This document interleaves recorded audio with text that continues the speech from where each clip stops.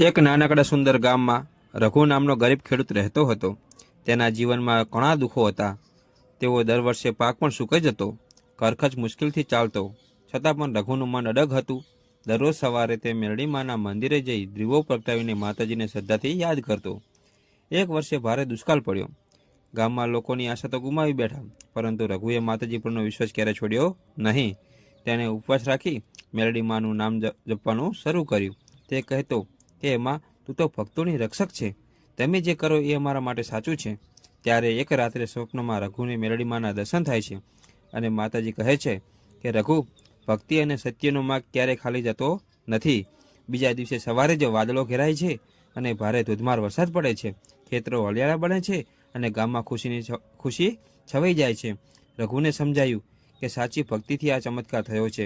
ત્યારે ગામના લોકોને મેરડીમાં પર અડગ વિશ્વાસ રાખવા લાગ્યા અને મેરડીમાની કૃપાથી ગામમાં સુખ શાંતિ અને સમૃદ્ધિ આવે. આજે પણ ભક્તો શ્રદ્ધાપૂર્વક મેરડીમાને યાદ કરે છે.